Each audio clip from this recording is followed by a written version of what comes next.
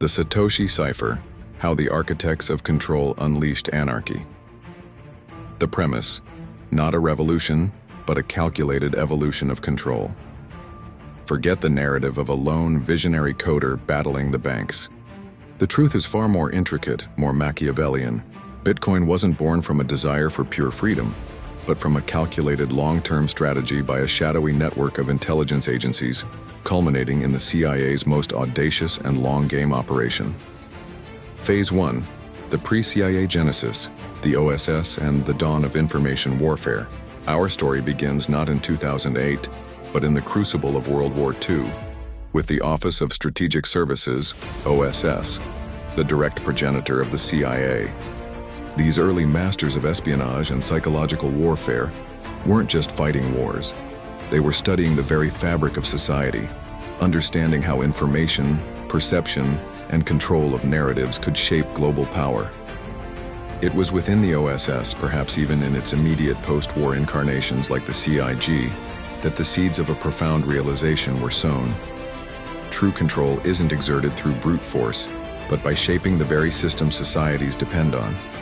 They foresaw the coming digital age, and with it, the potential for both unprecedented transparency and unprecedented manipulation. Phase 2, weaponizing disinformation, the conspiracy theory protocol. Fast forward to the Cold War and the aftermath of the JFK assassination. The burgeoning public skepticism and the proliferation of unauthorized theories about state power were a dangerous precedent. This is where the CIA didn't invent the phrase conspiracy theory, but rather weaponized it. Through declassified directives like Dispatch Number 1035-960, they perfected the art of semantic warfare, labeling any inconvenient truth-seeking as deluded, chaotic, and worthy of immediate dismissal. This created a powerful psychological barrier, ensuring that when their true plans unfolded, the most astute observers would be immediately discredited.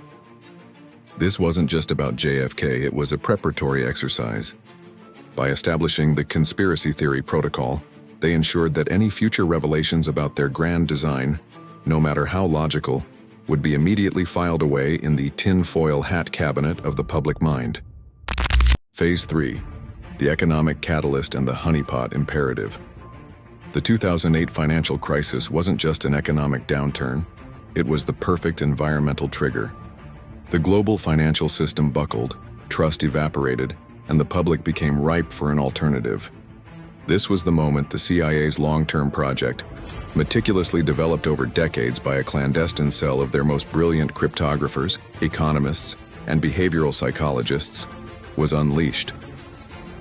Who wanted it done? Not a single individual, but a deeply embedded faction within the intelligence community, who understood that the only way to truly monitor and manage the black markets, illicit finance, and potentially even future geopolitical conflicts was to create a system that everyone would flock to, believing it offered ultimate freedom and anonymity. Phase 4, Satoshi Nakamoto, the perfect cipher and the ultimate honeypot. Satoshi Nakamoto was never one person, nor even just a small group of coders. Satoshi Nakamoto was the code name for an interagency project, possibly with covert collaboration between the CIA and elements of the NSA, who were already developing advanced cryptography like SHA-256. Their mission: design a decentralized digital currency so brilliant, so seemingly uncorruptible, that it would become the global standard for the very activities they wished to track. The deception of decentralization, the decentralized nature of Bitcoin was its genius. By seemingly relinquishing control, they ensured its organic spread. No one government could shut it down, making it irresistible to the very actors they sought to monitor. The illusion of anonymity. The blockchain, transparent and immutable, was the ultimate honeypot. While transactions are pseudonymous, the intelligence community knew that with advancements in data analysis, AI, and chain surveillance, these pseudonyms could eventually be linked to real identities. Every drug deal, every terrorist funding, every black market transaction would be permanently etched onto a public ledger, waiting for the decryption keys to be found or computational power to catch up. The strategic disappearance. Satoshi Nakamoto's vanishing act wasn't just for dramatic effect. It was to cement the myth of independent creation, and to remove any potential single point of failure or public figure who could be interrogated.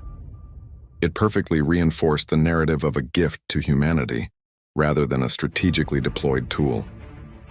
The ultimate goal, a panopticon of the future. This theory suggests that the CIA, learning from the lessons of the OSS, the Cold War, and the economic instability of the 21st century, didn't want to control money in the old sense. They wanted to control information about money on a global scale.